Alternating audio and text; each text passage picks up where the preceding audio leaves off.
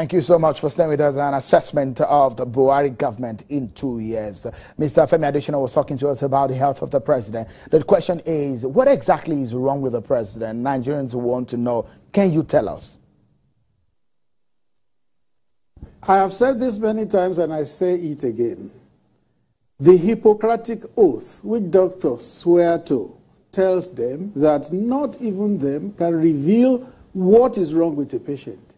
It's only the patient who can come out to say, this is what is wrong with me. The first time when the president traveled in June last year, when he had an ear infection, when he came back, he told the country, I had an ear infection. It had been treated in Nigeria, but because I went on holiday, I sought other professional advice. And then when he came back in March, he also told us, I had never been this sick in my life, not even as a young man.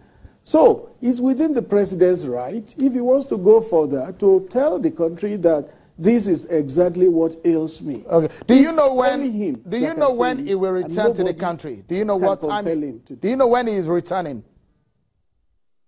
No, that was also made clear. When he was leaving on May 7, the statement we issued said he will come back when his doctors give him a clean bill of health. Okay, let me allow my guests here in the studio to weigh in on this just for a few seconds. Prof. and Mr. Liman, the health of President, everyone is concerned. We want him back, we want him healthy and alive. But the way things are being handled, what are your takes on it? Prof, let me start with you. As Mr. Liman has said, we all wish the president very well.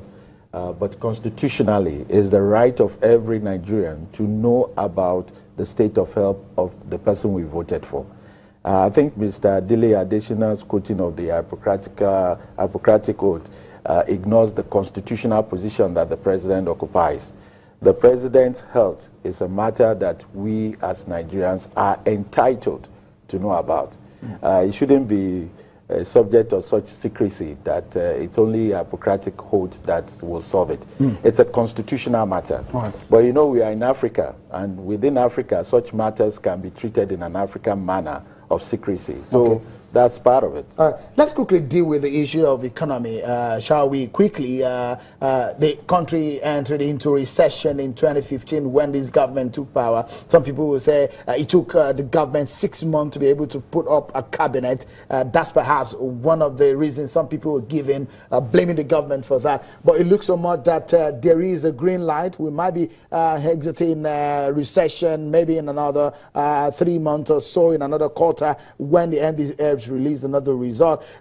From your own point of view, this government, have they done badly in terms of economy, in handling economy of Nigeria? The expectation of Nigerians was what they had seen Buhari and the Diabong during the early to have quick interventions, what you may call low-hanging fruits. The fact that they have not really seen that had given this apprehension as to the way the economy was handled. And so the remaining 2 years, absolutely critical, if not 1 year, absolutely critical for the APC administration to begin to deal with the concrete issues that are not really very, very difficult to sort out, because there's nothing new under the sun. Ricardo has said that countries need to concentrate on areas where they have comparative advantages. It's a funny thing.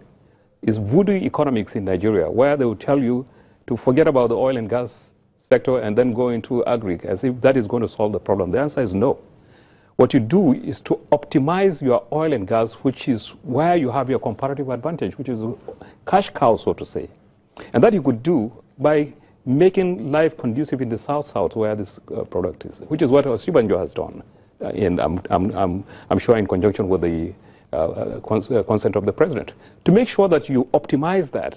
The oil and gas has the capacity to release a lot of this. Then you can now diversify into agri. Okay. Prof. And so many other things. Yeah, in just a few seconds, because we need to close now, your take on the economy and the handling by this government. So seriously, the economy is an area where it's one area the government will have a lot of explanation to make to people.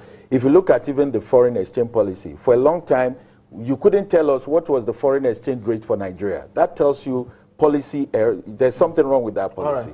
And we need to do something. Of course, the government is doing things in terms of infrastructure and trying to re-energize the economy by injecting more funds and all that.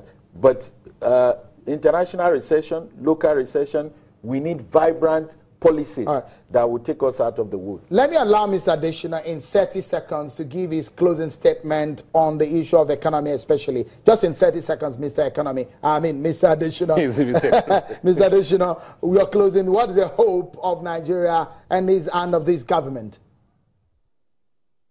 I agree with Mr. Liman when he said the 2 remaining years are critical. Yeah. I agree with him. But we'll get there. Within those 2 years, by the grace of God, we'll get there. Mr. Femi Adeshina, always a pleasure having you. Professor Oyelawa Oyewo, many thanks for coming on the program. And Mr. Gatima Leman, a pleasure having you talk about this issue. Funny how time flies, and I'm not talking about time in respect of this program. I'm talking about how it is already 2 years since this administration kicked off. Promise, they say, is a debt. So this administration owes Nigerians. Will they pay within the stipulated time? 2 years gone already. At least they have another 2 years left. Many Nigerians, we hope, they will make the best of it. That's how far we can go on the program. Many thanks for being part of it. On behalf of the team, bye for now.